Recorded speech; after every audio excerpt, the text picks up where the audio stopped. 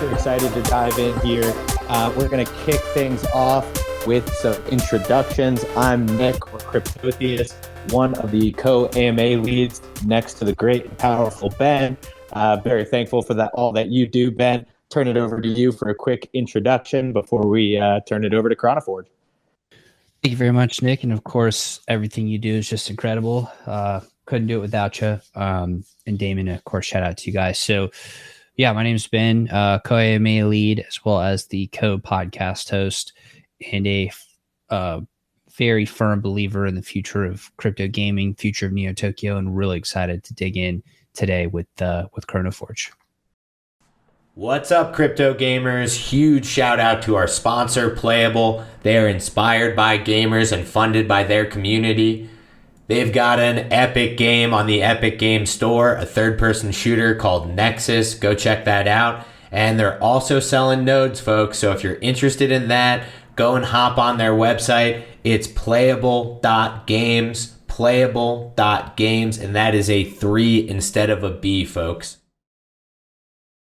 Brace for impact, gamers, and prepare yourself for the sacrifice zone with Shrapnel. The world's first moddable AAA extraction-based shooter, built by a legendary, award-winning team behind some of your favorite games like Call of Duty and Halo.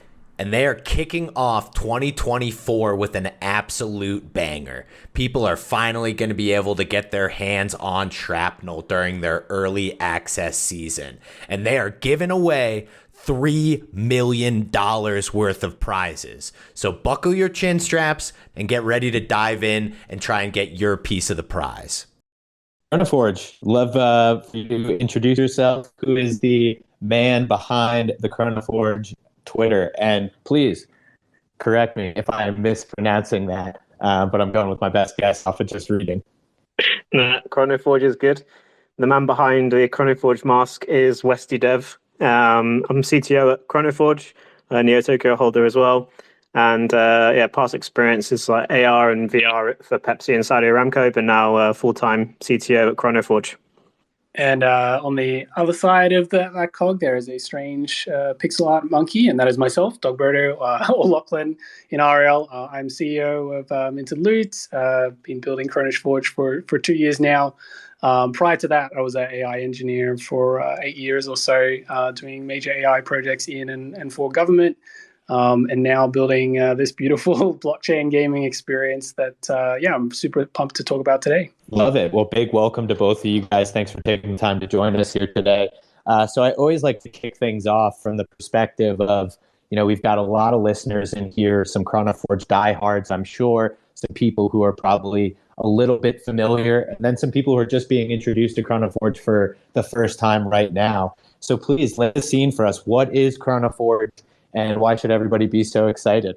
So at a high level, Chronoforge is a multiplayer action RPG where the decisions of players literally make or break the world. So there's a loop there that is a bit novel, essentially. Most folks are familiar with, let's say, WoW, run through, do your dungeons, collect your gear, do your crafting, that traditional loop of progression and power. But underpinning this game is a broader strategic competition between players, which is a bit of an analogy for the global carbon emissions dilemma, by the way, where essentially, instead of having your fixed NPC settlements, a couple of cities that are just run by NPCs, we have these flying trading companies. They are governed by the players, they are upgraded by the players, and they compete and take each other out. So week to week, there are these big events that the players will vote on, and that could be that you're attacking another trading company and potentially destroying it, and that means destroying their crafting ability, knocking them down a tier. It could be that you are turning on your Chronoforge, and your Chronoforge is your top tier smelting facility that gives you access to the best gear, that lets you access in-game content temporarily, or you might ban Chronoforges. You might vote for a global prohibition. And why would you do that? Well, that's because if too many Chronoforges in too many trading companies get turned on at once at the same time, there's a global wipe that destroys everyone's trading companies. So the big twist here is basically a global prisoner's dilemma that the community has to solve week to week. there's this possibility of a global wipe, of accessing the best content, of destroying your nemesis trading company, but you're going to be coming back. You're going to be, basically telling the story of this world with your votes week to week. And obviously with your action-packed gameplay as well, building those power levels to get yourselves more power, more vote, more influence in the game, building up to these massive streamable moments.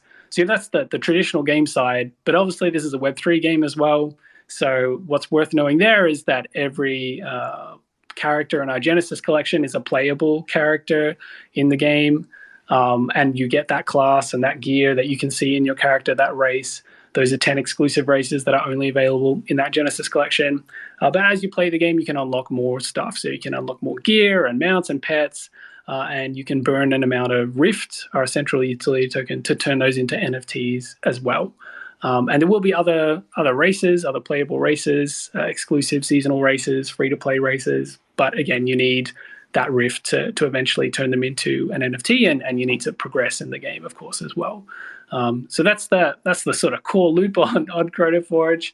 And we think people also love the artwork is something worth mentioning, and why you really do have to watch a bit of footage or jump in and play the play test starting today, and have a look at that art style, because I think that's also a real winner. Oh, I love it. I appreciate you setting the scene there. To give a little bit additional context, would love to hear how each of you ended up joining the team. At what point did you guys get involved with Chronoforge, and give us an idea, and the audience an idea, of what you do at Chronoforge? Yeah, sure. I can go first on that, seeing as I joined a bit later. So I was working as a augmented reality and virtual reality developer for Pepsi and also Saudi Aramco as like a consultant. And then I got into essentially writing Solidity contracts, and I was really interested in the Web3 ecosystem and where we can take it, especially with inside gaming. I worked for a few other projects, and then essentially I was found by Dogberto, and I was asked to come on the team as a founding member. And then ever since, I've been sort of CTO. So the main things I work on is most things technical. So like the contracts, the websites, all the Web3 integrations, anything else that needs done, any scripts need writing. I also sometimes help over. I went over to Malaysia to meet the team that we have building the game. So I work alongside them as well. So yeah, basically most things technical, really. That's me. I love Westy's origin story. He always fails to mention his DGen origins, or Web2 DGen origins, as a WoW player. I think that's something he and I share in common, and is part of our origin story for Chronoforge. Is we're both diehard vanilla WoW players back in the day. We both love our MMOs, our action RPGs. And when it comes to Chronoforge, a lot of what you see is trying to take the best parts of those classic experiences and sort of bring them into the modern era. So for myself, I was crypto trading back in 2017, like a lot of folks. Still playing a lot of games, and then saw the Loot Project. I don't know how many people are familiar with that, but the Loot Project, September 21, was basically one of the early attempts at folks putting basically a bunch of items, like game items, however you want to interpret them, up on the blockchain, and then a decentralized community of folks just starting to interpret that and what the utility for that could be. And they started making their own artwork and making their own mini games. And I just saw this really cool thing emerge. I thought, damn, that's the future of gaming. If we build this, IP and let other people start to riff on that and make it bigger than ourselves. And then the other thing that came out of our WoW days was, we wanted to trade items like everyone else. We wanted to trade our, level 80 or level 100, whatever a character was at that point. And that was always forbidden. That was always part of the Blizzard cartel that we couldn't, touch. And we thought that was unfair. Like it made sense to us that if players put hundreds of hours, some people hundreds of days into leveling these characters, you should be able to trade that at the end of your journey. Let someone else, have fun with what you've done. So when we saw those things, we saw the Loot Project take off as a concept. I was inspired by that and wanted to do something similar, fixing those limitations we saw in WoW. with a style of game that maybe is not WoW scale. We're not kind of stupid coming out of the gate. We don't think we're going to build WoW scale, I should say, coming out of the gate. But we do think we can build a bite-sized, replayable experience that gives you a lot of the same vibes, but with a modern, artistic, and dynamic gameplay take. And then I think the third thing that sort of motivated me at that time was seeing how many crap games were being produced. Like the standard was so low in early 22, late 21 in terms of what was being even like hypothesized, conceptualized. Everything was turn-based. It was very low art quality, and it certainly wasn't Web 2 accessible. So something I wanted to do different with our concept was I said, let's do something that's as dynamic, as real-time, as action-packed as possible. Let's distinguish ourselves. Let's pick up where WoW left off and be even more action-packed than WoW. Let's aim our arrow shots, one by one. Let's have more dynamic dodging, that sort of thing. Let's just make a much, much better game than what's currently being promised and proposed, and make sure it's accessible to the Web 2 folks as a result of being a great game. And also by having free-to-play and fiat onboarding and non-custodial wallets and all that magic as an option. And us being on the Epic Game Store is obviously part of that as well. That's my long-winded journey. But I think hopefully folks understand the vision coming from those sort of core inspirations of WoW, the Loot Project, and just seeing crummy, inaccessible games in late 21. I absolutely love the fact that you guys came from that background. And I think you guys nailed it. Like the amount of fun that somebody can have playing WoW is, I'm not quite sure that you can fully put a cap on it. I think some of the issues that they faced as a recovering WoW player as well. And by the way, when it gets fully immersive to the point where it's like, fully Sword Art Online or Ready Player One, you guys may not see me again. I may only exist in a virtual form. But like, I think one of the things we saw was that there was a cap to where they had to keep introducing new expansion packs. They had to keep introducing new levels, and there was like PvP to keep it fun. They had the arenas, the battlegrounds, storylines and different things like that. But there was some sort of, in a way, there was kind of like a shelf life, because I think people just kind of got a little bit, they just kind of got a little bit over it. You know what I mean? So how are you guys thinking through like how to build something that's really going to be a long lasting title or series, or like what's kind of your strategy there? I know you guys mentioned just trying to make the tactics or the like shooting one arrow at a time sort of thing a little bit better. So that probably feels better for the players, but like what's kind of the longer term strategy for making it a long-term sort of project or game? Yeah, I think like replayability is the key word there. How do you get that replay over, why do they come back after a day? Why do they come back after a week? Why after a month? Why after a year? And we have, spreadsheets which are broken down in exactly this way. And this is sort of how we think about the problem. So on the sort of short-term loop, why do they come back after the first run through of a dungeon? Well, it's the fact that we have 12 different combat classes, each with very different ways of playing. It's the fact that combat is dynamic, meaning, when skill and aiming and stuff come into it, you have a very different combat experience each time. And it's the fact that dungeons are randomized. So you play through the dungeon twice, you're going to see two completely different structures, completely different enemy locations, a different sort of difficulty, sort of randomness to it, really. That's your first, hour. Why do you come back after the first hour? Why do you come back after the first day? Well, that's because we have, a great story like everyone. We have different ways of progressing. So instead of just progressing in isolation, you're progressing as part of a community in your trading company. You've got overworld mini games that are nice and dynamic. We don't just walk up and hit, or you have to play a mini game where you're trying to target the swing just perfectly and you get boost. And so that crafting loop is a little more dynamic than normal. And you have that like classic sort of progression. Great, I've like leveled up a bit this day. I've got better stuff. I've joined a trading company. I've made some friends, and there's new themes and new dungeons. That's sort of fairly typical up to that point. It's when we get to the week-long retention. Why do they come back after the first week? That we're starting to do probably the most novel stuff, which is this threat of a global wipe every week. The fact that the decisions you make as a player and your ability to coordinate with other players, both in the game and probably through Discord and your social community, to swing these big global votes on attacking other trading companies, potentially losing that crafting hub you've built up and having to start again. That's an amazing tool to basically bring people together and get them talking and build those real world connections. And added that human layer of randomness and strategy and risk that is always going to be more replayable than anything you can program as an AI. So that weekly wipe, that risk, that streamable moment of the world maybe ending or you taking out your enemy, that's a huge pull, we think, week to week. And then over the sort of longer period, you think that these wipes are happening intermittently. It's going to take you, at least a couple of weeks to break through to that in-game content because of that randomness and that constant competition.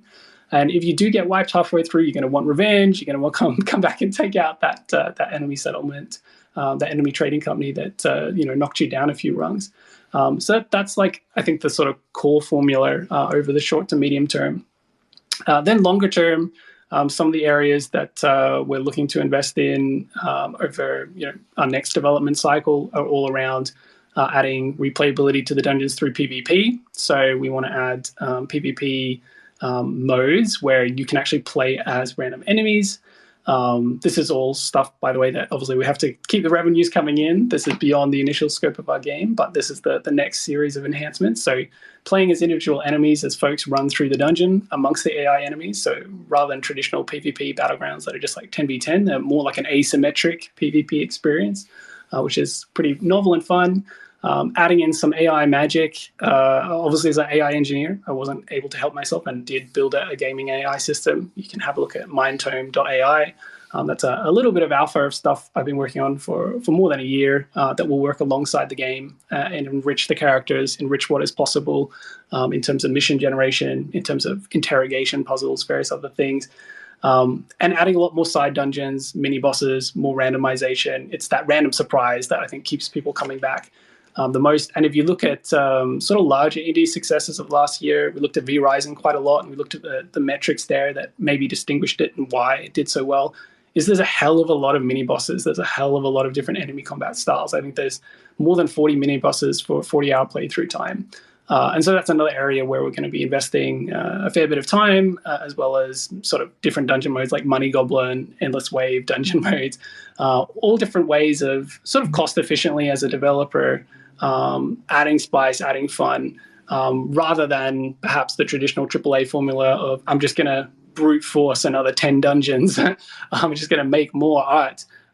We can do more of that with AI now. It's more efficient, right? We can make more content a little less expensively than most, and we have a mostly Indonesian and Malaysian workforce, so we can build a lot with a little, but that's not the smart modern way to do things. The smart modern way to do things is to optimize what you have, make those dungeons individually very replayable, add many different modes, many different ways of playing them, and make every combat encounter as dynamic as possible and every crafting experience as dynamic as possible, whether it's hunting boars in the wild and them running away from you, or just whacking that tree and making a mini game just of that.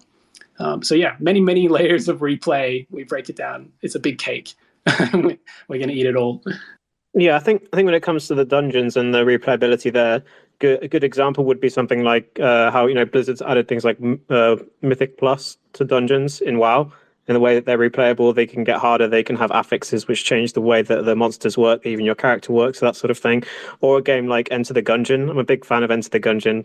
They do that very well, where everything is it changes enough to make it interesting every time you go through the dungeon. But doesn't make it completely bonkers, but in a good way that you want to keep going back and playing to get better gear and improve your character, and then the dungeons are dynamically changing and being more interesting, or all that sort of thing. I think that Mythic Plus is a good example of that we're looking at. Yeah, so folks can experience that today in the playtest. And then what we have in the playtest now, we'll also be adding elite reruns to, where folks from certain other dungeons will drop in ways that will be mysteriously explained when the game comes out. But there's sort of spoilers at this point. But yeah, you'll get various elites from other dungeons dropping in elite rerun modes. I am so much more bullish on this. Go ahead, Nick.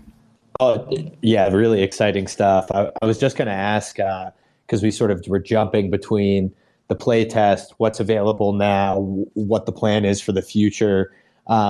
So I think it would be a good thing to establish for the audience. What should they expect when they dive into the playtest? What should I expect when I dive into the playtest when I get some time? What's going to be available then? And then sort of what are the next things that are going to become available? Is it going to be a series of playtests? Is it going to be a playtest and then, sort of the alpha or the beta version of the game? If you could paint us a little bit of a timeline and sort of fill in the scope. Yeah, I can help a bit there. So we had a first playtest. It was about a month ago or so now, and we had the first 6 classes available to play, and we had like our Jurassic level. But now we're having the different dungeon, which is the Ice Age dungeon, and inside the Ice Age dungeon, you're going to be able to play 9 different classes. So basically adding 3 more classes for you guys to play. New enemies, new attacks, new spells, new adjustments based on feedback. So we had a huge amount of feedback, mostly very good, which was fantastic to see. And then obviously we took into consideration all the things that people were saying in terms of balance, in terms of I feel like this is too powerful, this is too weak, this needs to be changed. This could be more interesting if it was like this. The UI could be improved if this was there. All that sort of stuff. We've gone through all of that information. I've logged it over multiple days and sent it over, and we've adjusted a lot of that. So there's like new UI, new characters to play, new races. Well, not new races, sorry, new classes, and a whole new dungeon and a whole new boss, of course, at the end. Dogberto, any more from you? I might be missing something. No, so the strategy has basically been these first 2 playtests, the one in October and the one now, are really about combat balancing and just exposing the community to that smaller core game loop, the sort of the 1 day loop, if you think of it that way. Play 1 dungeon. How much can you play 1 dungeon and enjoy 1 dungeon? And that's where we learn a lot, making sure that short term loop is really good, really fun. The next playtest, which we're aiming for in around February, that will be focused on the slightly longer term gameplay loop. So that will include the overworld, that will include all the harvesting and crafting, that full loop. So you should be getting at least a solid week or more of gameplay. We'll have as much of the trading company governance system in there as we can as well. And then game launch looking like probably March next year. In terms of stuff is development scope for after a game launch, that's the PvP dungeon modes, the AI additions, and some randomized side dungeons. Everything else I've talked about is going to be in the initial launch. Oh, that's great. And you mentioned a little bit about the dev team that you have working out of, I believe you said Indonesia and Malaysia. Here at Neo Tokyo, we have a ton of founders in a very similar position, or members of game development teams. If you could take us a little bit through your game development process, how'd you put together the team? How'd you land on it? And what are the intricacies of sort of managing an international game development team?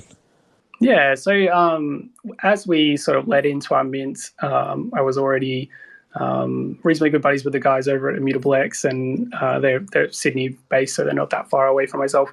And they had gone through that experience sort of a year or so prior of trying to build their studio team out.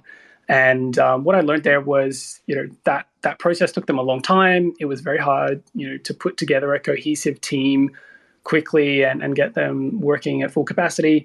And that maybe half of their initial hires were not the best hires, that they, not the perfect person for the job. And they had a lot of sort of turnover very shortly after that, sort of a year and a half after that, where they sort of had to get rid of underperformers or people that just couldn't gel with each other, not necessarily underperformance. So we realized it would be very hard to come in and just try to build the studio ourselves from day one, just hire everyone individually.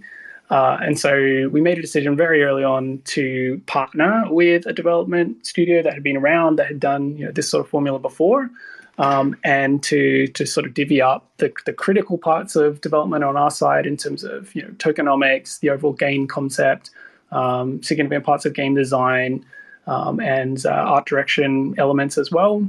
And just to make sure, obviously, we appear to our particular unique market that is in Web3. And then on the other side of the house, we found a studio in Malaysia that I call it a bit of Moneyball. We're a bit lucky. There was a studio called Ammobox, and they had built a reasonably complex, reasonably intelligent RTS cross FPS, which is a very challenging genre, because you're obviously dealing multiplayer, I should say. So you're dealing with very fast combat, low latencies you need online, and then they were adding this layer where you could control large groups of enemies and allies, I should say, from above.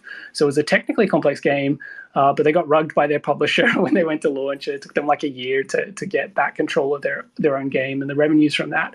So they kind of got a really good team, and then really just been unlucky with their first launch. So they're quite underrated, and that meant basically we were able to recruit them at a really good deal. Basically for us, it wasn't expensive for us, and they were able to take on the core Unreal Engine development side of things, a reasonable chunk of the art. We also directly contracted certain artists where we wanted just the particular look or quality to the things like key characters and that sort of thing. So they contribute sort of 25 folks. Our side of the house has been really like five core folks from the sort of music engineering, ops and community side, and then a couple of other part-timers. So really super small team, super lean team, but that's been hard work for us, but it's worked well in terms of, we were able to get through the bear. We were able to keep the game fully funded, despite, the obvious drop-off in trades that we had during the bear period. And we think that model is going to suit us going forward as well. Like we are going to obviously hire more people. Things are picking up. There's more funding coming in, but we're still not going to go crazy. I'm not going to be hiring like 50 headcount internally. I'm just going to be hiring particularly more seniors, a couple of gameplay senior programmers, one or two senior artists and designers, and really then using that sort of hub and spokes model of different development partners working with us. And long term, that might mean different games all interpreting the same token economy, a la the loot vision, and we've got an allocation of our Rift, going towards exactly that, ecosystem fund, where we will be giving Rift grants essentially to other studios, even non-gaming applications potentially, that add significant utility to our token ecosystem, and just seeing how different people interpret it, and bringing that decentralized value, something that no AAA Web 2 can do, which is allowing many different parties to interpret that IP because of the magic of decentralized ledgers. So talking about the devs and what you guys are building, I know you mentioned one of you guys mentioned being deep in the AI space and thinking about that. Would love to just kind of understand how you guys are thinking about AI in terms of the game and extending. I know you mentioned kind of with like the dungeon generation stuff and whatnot, but maybe you could just kind of talk a little bit more about the implications of that for the gaming space, and particularly what you guys are thinking around that and how you kind of see that as being part of what you're building. Yeah, absolutely. So myself, I'm the AI engineer of sort of 8 years. The area I was working in specifically was natural language processing. So that's working with text basically, and working on things pretty similar to ChatGPT before ChatGPT was a thing. In terms of gaming, there's many different ways to look at where AI can come in. There's traditional gaming AI, which has obviously been around for a long time, which is just the decision making of enemies as they navigate a space. Procedural's not really AI, but just nice coding ways of plugging together different pieces of content, like pieces of a dungeon, to make a whole. And we're obviously already using sort of procedural and randomizing systems to help increase scale. And I think that's one area AI is really going to help, is just the ability to hit scale of content, and a democratization effect will take place there, where smaller studios can build bigger worlds, essentially bigger maps in particular, more variations of enemies, more variations of behavior more efficiently. Now, that's not necessarily all pure AI. Some of that's procedural, but there are new techs coming through around generating textures, generating 3D models, doing your rigging very simply, just pointing your mobile phone at someone in the studio being goofy and being able to translate that to an animation and a rig. All of those things are awesome time savers. They essentially allow you to do more with less. And that was definitely part of the vision for our studio, was that we're a couple of engineers founding a studio. There's a reason for that, is that we do think that AI, procedural, and just generally more programming grunt is going to become the dominant force in game development, less so art. You still need your artists, but you need fewer of them going forward. And we want to be that real tech-heavy studio that is the early adopter, that distinguishes itself not just because of bang for buck, not just because we can do things at scale that normally a smaller studio can't, but also that we start introducing some completely new game mechanics as a result. And that's where Mindtome comes in for us. So Mindtome is sort of my take on what ChatGPT for gaming should look like. And there are a few other sort of services that have been playing in this space for a little while. You should never mention the competitor, but InWorld.ai is a good example. They've been running for maybe like 2 years, a bit more. And the focus is very much there. A couple of developers go in and they make NPC characters have, endless conversations and interactions by adding sort of chat capability. And we thought, okay, that's like kind of nice, but that's mostly a gimmick. What if we started firstly doing what machines do best, which is scale at all aspects? And we said, instead of just, handcrafting 100 different AI NPCs, let's make every single playable character have its own in-depth AI persona. So that was the first challenge I bit off, and we've got through that. So we have a system now where we could give millions of playable characters unique backstories and AI personas that all fit within the lore. They're all lore adherent. They all reference the sort of key points of lore in the game and don't contradict it. So that was a cool technical feat. And then if each of those characters is then able to give missions that reference the game economy and the real items in the economy and real ambitions that tie to their backstory. That was the second piece I bit off. We've achieved that as well. And then the third piece was, okay, this is nice. We can produce lots of quests. We can have lots of conversations. Is there, a genuinely new thing we can put out, a new kind of interaction? And that's where I built a system of secret keeping, where our AI player characters and NPCs can keep secrets buried in their memories. And only through interrogation and asking the right kind of questions can you unlock these secret memories. And then you can use that as a trigger for various things. Like it could be a mission, it could be a reward, a gift or whatever, or it could trigger a behavior like they attack you or whatever. So imagine if you're talking to one character just casually, they'll mention you talk about their family and they'll say, oh yeah, I've got a mother, a sister, and my father passed away when I was young. But if you interrogate that character and you say, hey, look, I know what really happened to your father, right? He didn't just pass away. What happened? And then they'll be like, okay, I think you know my secret. My father turned into a demon. He didn't really just pass away. And we have a hot, warm, cold, hinting system for the player to help them and make that a genuine sort of game puzzle. It's like a mini game, really, these conversations. And we also use emotion detection, so you can tell when you're talking between a player and NPC, okay, is the player threatening or flattening the NPC? Is the NPC threatening or flattening them? What other emotions are coming out? And you can use the mention of key facts or emotions as triggers for other actions. So it could be, you threaten that NPC, he gives you a discount, or you flatter that NPC, he gives you a quest, or you threaten this guy and he starts a fight. We have all those mechanics already built. We've already got the backend APIs built. We actually have the API documentation already up on mindtome.ai, which is pretty cool. But there's still a little more development to be done, and that will occur mostly sort of post-game launch, and then should come as a nice big fat expansion pack pretty early on, which should add a lot of replayability. Imagine you've got 1 million. If you've got 1 million characters in circulation, you've got 1 million quest givers giving completely novel missions based on their personal ambitions. I want to go, live up to the legacy of my father and explore the mountains. Great. I need to get, wood and canvas for my airship to do that. Completely novel quests each time. And your playable characters are going to evolve as they play. They're going to get new ambitions based on what they've achieved. And you've got those traits on the adventurers right now. People might have noticed who own the adventure NFTs. We have these traits, and they might be like drunkard or flameborn or iceborn. Those traits play into their personalities as well. They give you a little hint of what sort of character you're going to get to once you actually can sit there and start talking to them. And as you interact with other folks' characters, I should add, if you unlock, your friends' characters' secrets, you actually build a blood bond between your character and their character. You build camaraderie. And if you unlock those secrets and you raid together and have success, that camaraderie system actually gives you buffs in dungeon together. So if you invite your friend back, we're trying to create stickiness, right? There's a sinister motive here, which is bringing people back to the game week after week. You and me, our player characters together have a special buff when they raid together because they built this bond. Then I'm going to be inviting you to come back every week to play with me to get this one dungeon, that's particularly hard. So we're creating sticky player circles using AI as well. It's more than a gimmick, it's genuine puzzles, genuine retention mechanisms.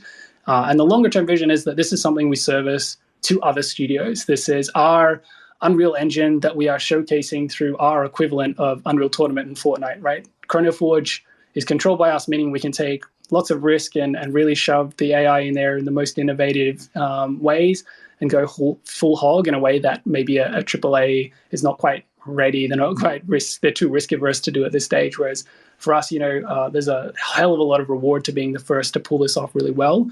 And when you look at our team, it starts to make sense. Okay, this is the team that is, they're not the traditional, game development founders. They're not like a couple of former Riot founders, although we are bringing on former AAA folks now. But they have something else, and that something else is we are AI and AR experts. And obviously, we're going to be doubling down and distinguishing ourselves using that. And you can jump on Westy or Ben, the Chronoforge Cogs, Twitter. If you look at Westy's Twitter account, we've got a few little sneak peeks there of some AR plus AI pieces we've been playing with as well. So this is just what we're playing for Chronoforge. There's obviously some other combo pieces around mobile Tamagotchi-style experiences that we would like to do as well. Yeah, so it's a big spiel, but it's a lot to talk about. It's a big impact that AI could make on our game, but also I think on the sector as a whole, it's going to be transformative. And those that don't jump on that boat quickly and build up the skills are going to lose out. And those that already have the skills can really distinguish themselves over the next sort of 12 to 24 months. I think you're absolutely right. And those who don't adopt this sort of technology, which by the way, it sounds absolutely incredible. And these are the kinds of things that I think gives it the longer lifespan, because I mean, even if you decide to implement this sort of stuff, like within your different dungeons and within your different, like non-player characters, it enables it because, it enables it elongates the lifespan, because let's say you have a boss that learns from fighting the players. Well, that's basically an infinite, that's an infinite, game right there, right? Because you can never fully win, right? So like all and PvP as well, same deal, right? Like players are way more unpredictable in combat, and that's why PvP is sort of the first cab off the rank after our initial releases. Put those players in the dungeon playing as random enemies, and now you have like a unique AI that you've never seen before that's controlling this mammoth or this ankylos or raptor. And what a fun way to train the model too. I mean, how cool is that? Well, so then thinking about like bringing that, using your own product as the showcase of the underlying infrastructure and whatnot, that obviously seems like it can be a whole other piece of the, the ecosystem. How interconnected is that going to be within the existing, within the existing part of what you're doing? Like, for example, is there going to be some sort of tie between licensing out that tech and the different assets within the game? Or is there some sort of tie between there? And maybe we can kind of use this as a bridge to talk about the different assets in the game, and just kind of explain all that and how that all works.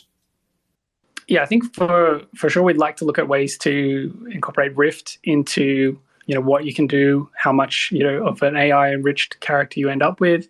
Also using the Rift allocation to incentivize early adopters of the AI piece, get other studios using that AI service early, and other studios who want to make that different interpretation of the same token pool, the same ecosystem we have of NFTs.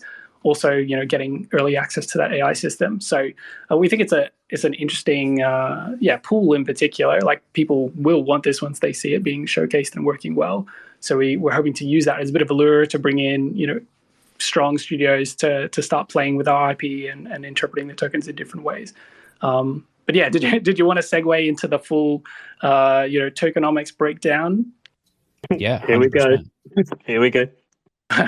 Okay, so at the top level, we have our Genesis Adventurer NFTs, 7,500 of those. Those are your, playable characters, but people can also jump in as free-to-play players and obviously use server-based characters, but not in those 10 exclusive races, not with those traits to start off with. They'll have to unlock any traits they get. And those free-to-play folks also only start with 6 of the 12 classes, so they have to work through the game and earn that ability to unlock different classes as well. There's a few other pieces it's worth reading in the guide in terms of advantages of the Genesis Adventurers. So those are your flagship collection, right? And then we have mounts and pets that are already out. You get mounts at the moment for staking. for 90 days. You get a different mount, and they're sort of rotating seasonally. So we had a flying mount, a Sari to start. Now we're up to the Arctic war boar, which is pretty funky. And that staking program is going to switch over when we get to game launch. And we're going to be staking mainly focused around our central utility token called Rift. So Rift is our major faucet on the NFT economy. Obviously, we can't have folks just producing NFTs willy-nilly. You get inflation and sort of collapse of the economy over time. So anytime you want to make an NFT from a game item or from a game character, everything starts on server, then you need to burn a variable amount of Rift. And that amount of Rift is going to vary based on a bunch of factors, including how much of that item or class or race, etc., is already in circulation. So price goes up if there's more of those. And also just based on the current consumption rates of Rift as well. And so we use that to control how many NFTs enter the system. And we also use it when we fuse NFTs. So if you want to get a special sort of upgrade to your NFT, then you might burn 3 adventurers to upgrade one of those 3. And we can also do that with mounts, with pets, and with gear.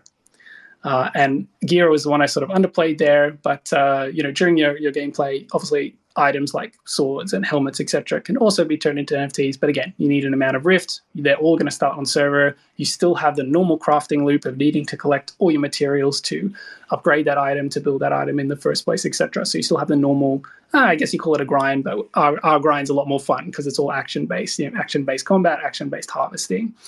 And so, those are your sort of core pieces that we had up until we announced airships very recently. So airships are a support class. They're essentially aiding you during your dungeon runs and harvesting. We have 5 classes of airships. They're all minting on the 8th, actually, at 8 p.m. And those, during a dungeon run, for example, you have a Raider class airship, and they will come and they'll bring an airstrike down and give you that Hail Mary save. We have apothecaries, and they'll revive you, give you an extra couple of revives, or improve the buffs on your potions. And we have a couple of other classes that are more economy focused. They let you craft mid dungeon, or they'll increase the drop rate of certain categories of items. So you can have a look in that in your own time. And the final class of NFT worth mentioning is deeds. Deeds are sort of like our land. We call them prospecting deeds, and they're essentially zones in the overworld where if you own that prospecting deed, a player comes into that deed area and starts harvesting. You actually get to tax their resource extraction, like a mining company in the modern day, right? This is a very mining, resource extraction sort of global environmental catastrophe themed game. So we stuck with that. So you get a cut of player resources, and you also get to contribute in a bigger way to voting as a deed holder. You get around 50x the voting power per deed of a standard starting player. Obviously, players that trek through and complete everything in the initial chunk of the game get more like 10x the starting player, but you're still 5 times as more influential as even the most kitted out player if you own a deed. So you have those deeds and you have those airships, and then Rift actually also can be generated using those assets and by participating in the game. So in terms of how Rift gets into the economy, how it's distributed initially. You get a 5% airdrop happening at game launch, that's in March, to all holders of Adventure NFTs. Then you can also vote each week and own an airship or a prospecting deed. If you vote in those trading company, or you participate in those trading company votes, you're participating in the game, we want to reward that, then you get a cut of 15% for airships, 15% for deeds over 3 years of the Rift distribution. So basically, keep playing the game, do the things we want you to do, which is participate and shape the world, and you can start getting cut of Rift over time. And then we it's probably worth mentioning we have a legacy token we're about to sunset called Chronos. That was basically a loyalty token that was earned by adventurers, and that is the only way to mint deeds, prospecting deeds. Whereas the airships, you got to have ETH, and that will be on the 8th of December. So it's a very big economy to run through. It's a long spiel. But yeah, jump in with some questions. Oh, I love it. Super well thought out tokenomics. Sort of putting on the founders or people who are working at teams who might be building their own tokenomics. How did you work through making sure things are balanced? Did you use some of the solutions that are out there. I'm completely blanking on the name. It's essentially like Excel for tokenomics. It lets you run like little Monte Carlos. It'll come to me. But would love to know a little bit on the dev side of designing the economy. How did you go about doing that, and sort of who did you consult? Yeah, sure. So our tokenomics advisor is Eddie Burrows, who is the director of tokenomics at Immutable. So we consulted him very heavily, as well as looked at the models of other games in our space, of a sort of similar genre, like Big Time, for example, and just look at the what worked out well, what didn't work out so well, and spent a lot of time in spreadsheets. We didn't use any specific tooling other than a lot of spreadsheets, which I'm very comfortable with because of my days at IBM and as a data scientist before going full AI engineering. And yeah, I guess the key things we see go wrong that we wanted to avoid were high volatility in the utility token, making the game inaccessible. Having a utility token that blocks off large segments of the economy that Web2 people would also want to participate in. So, our game economy is quite split. The utility token is used for things that Web3 people would really want, but not so much the Web2 folks. Whereas things Web2 folks typically definitely would want, like the class system, they can just earn through achievement points in the game, because we want to make sure that people do still come in that Web2 channel, that we have both revenue streams to make sure that we are resilient through the ups and downs of crypto. We need to be healthy on the Web2 side as well. So we didn't want to go like that full degen style tokenomics model. You see some games where it's like you must own the token, you must own the NFTs to play and just participate in any way. So we knew we didn't want to do that. We wanted to maintain accessibility so we can hit big Web2 player scale and have those revenue streams as well. And then, hyperinflation is the other classic, downfall of a lot of these economies, from your axes to even more subtle examples. But there, it's about limiting production relative to not just activity levels, but just the raw circulating supply of items on both the server side and the NFT side. And our thinking there was, having all the items start as server-based and not just initially as NFTs is a great way for us to have, it's a great way for us to have more faucets, more opportunities to tune and balance if everything's starting on the server side first. It's much easier to fiddle with numbers on game builds than it is to try to claw back tokens that are already in circulation. So that was one of the reasons we went with this model where everything starts as a server-based item or server-based character. We can control, drop rates. We can control the circulation very easily on the server side, and then use Rift as that final sort of gateway. That again, we have a decent amount of control over the issuance of that in terms of over the 3 years. What goes to those airships and deeds. It's an average that we are committing to rather than exactly this month. The first month is going to be exactly 1/36 of the supply. No, it's that first month's probably going to be less, right? Unless activity levels are already booming by that point.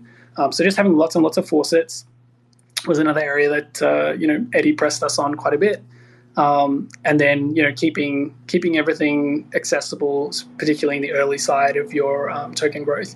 You actually don't want to outprice everyone too much. You want people to start with hopefully accessible prices on things. And that also means that as the game builds, most of your community is happy because price go up, right? So just making sure we weren't too exclusive in the supply of things to begin with, reasonably high numbers like 7,500, 2,500 for the airships, anything with major game utility. There needs to be a sort of high-ish supply rather than this like over-exclusive, just how many people do you plan to monetize here sort of thing. Cool. That's my pause for my rant.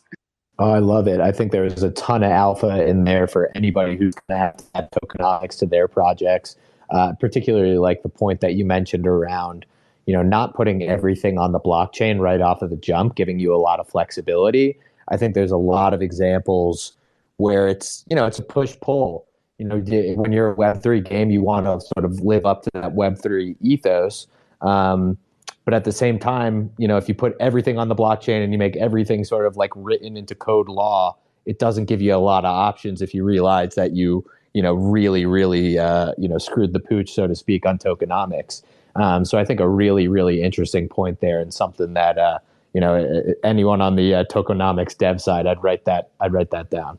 and not dropping the utility token early. Like that was a really important piece of advice. And Eddie's advice was actually, the best model is probably actually waiting a few months after game launch, watching all the mechanics work out. In our case, we're probably going to do it at game launch, but you don't need to have a token 6 months before your game. And in fact, that increases your regulatory risk. Makes you look more like a security probably, as well as it just doesn't give you that wiggle room to balance like everything else you do in game development. So it just doesn't make sense to be committing to hard numbers. It'd be like if we committed to the damage of each swing of the Night Sword, 6 months ago. It just doesn't make sense, right? But you still see Web3 games making that mistake and dropping a big currency, a utility token, whatever they have, way early, like a year out or more from the game. I also think that if you do that early, it leads you to a point where people are more interested in your actual token than the game, and often you get some of the wrong people involved. Or if something goes wrong with your token, then the game is flooded, even if the game was good. When you really should have spent more time thinking about your tokenomics and your token before actually creating it. Oh, I think that's a wonderful point as well, and certainly from I think a lot of projects in our space are playing defense from a regulatory standpoint. And it's certainly harder to paint a picture of, a funding or a security, if you're adding a token to a game that already exists and is already being used, as opposed to the, hey, we're launching this giant token and we're going to strap a game onto the back of it. Yeah, for sure. And, we see the regulations getting tighter every day. So, we got to be more mindful of that. And we were very mindful of that from the beginning, thanks to just being very closely aligned with folks like Immutable that sort of gone through all those loops over the past years. And we're very early in doing that and got all the sort of relevant legal advice. Absolutely. Now we're getting pretty close to the top of the hour here, so I want to take this opportunity. If there's anybody in the audience who has a question for the Chronoforge team, please take this opportunity to request to speak and feel free to ask a short and pointed question. Again, we're running low on time, so forgive us if we don't have time for the entire backstory, but feel free to request to speak now while we wait for those to trickle in. Ben, is there anything on your side that you wanted to ask that we didn't get a chance to cover? Yeah, absolutely. Would love to maybe tease a little something between us, maybe. I want to hand it over to you guys and just kind of talk a little bit about how you're thinking about Neo Tokyo, and maybe we drop a little vague hint or a little tease of something that may or may not be coming sometime in the future. Sure. Well, we have pets in our ecosystem, so that's a thing, and they've been doing pretty well recently. People have been buying them up on IMX. They were dropped originally to people who we worked with at the beginning. Names you'll be familiar with, maybe like Kaiju Kings, and something might be happening there with Neo Tokyo for sure. And there's also, we're looking at a deeper relationship between the two projects. Let's put it that way for sure. I think we've got half of NT in our project now as of the last sort of week. That is true. I feel like over the last week, shout out to Fove in particular, who I've been chatting with. He's been getting the good word out to the Neo Tokyo citizens. Obviously, if any Neo Tokyo citizens want to speak to me, I'm in there. I'm in the purgatory, waiting for any questions you may have. But yeah, we've got playtest in not very long. It's in a couple of hours. So any more questions, let us know. But other than that, we're going to be going to getting this playtest out for everyone. And what's your Discord handle for Inside of NT, just so people know who to look for? Oh, it's at Westy, at Westy, or at 0xWesty in the Neo Tokyo Discord. Perfect. So keep an eye out, citizens inside of Purgatory chat, if you want to talk some Chronoforge or any of his other experience. Really want to take the opportunity here with a couple minutes left to turn it over to your team. Is there anything that you wanted to talk about that we didn't get a chance to, that you think the audience should know? If so, now take the opportunity to bring up whatever you like. Yes, I think the main things are gameplay, literally today. Everyone can jump in and play the second playtest. You don't have to own an adventurer. Anyone can play it and see, and obviously give us as much feedback as you like. We have channels in the Discord for feedback. We want to hear everything. We want to hear the good. We want to hear the bad. We want to hear the bugs. want to hear the epic triumphs over the boss, etc. So, and also obviously the screenshots. So yeah, let us know about that. Other than that, I think also we have the airship mint, as Dogberto mentioned. That's going to be this Friday, 8th of December at 8 p.m. EST. And how that works is if you own an adventurer, then that's one allocation on the airship mint. If you don't own one, you will have to wait to public unless public doesn't happen, of course, because we are oversubscribed with the 7,500 adventurers to 2,500 airships. Thanks for doing the shill, so I don't have to. I always feel ashamed shilling. Look, I don't want to finish with a shill. I want to just finish with first a thanks to the Neo Tokyo community. You've obviously been supporting us really well.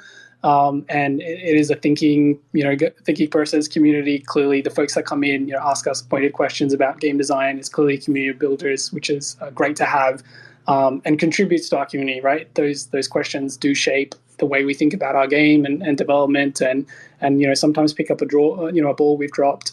So do keep coming in and do keep giving your feedback and play the playtest today. Let us know what you think. We're scholars of game building. We are passionate about it. We're not just here for the shill. So do jump in, play, and let us know what you think. Yeah, over 120 days played on one character in World of Warcraft for me. That's 120 actual days. So yeah, I'm definitely like my video games, that's for sure. Love it, you guys. Or hey, really appreciate taking the time and coming and talking to us about all this. I think you guys are building something that's really special here. And I think we're all pretty lucky that you're building in the space. So just wanted to say thank you very much for building. And thanks for sharing some time to come chat with us. Really appreciate it. Thank you, guys. Loved it. Thank you. And yeah, any questions in the Neo Tokyo Discord, just hit me up in Purgatory. You heard it here first, folks. Thank you, guys. I really appreciate you all joining and taking the time to educate us all about what you're building. Really exciting stuff. I'm certainly going to try and hop in and get some hours onto that play test. Excited to see what you guys have built. Big thank you to the audience for joining us today. Please keep an eye on the event calendar. We've got a ton of AMAs coming up this week. And next week, we're pretty much booked solid through Christmas. So hop on there, add some of those events to your calendar. Big shout out to Damon for hosting these spaces and doing all that he does. Big shout out to Chronicle out there for, working on things that might come to light in the future. Let me put it that way. But big thank you to you all. And I hope you guys have a wonderful rest of y'all's day and an enjoyable, time here in this crypto market. All right, take care, y'all. Talk soon. Take care, everyone. Thanks, everyone.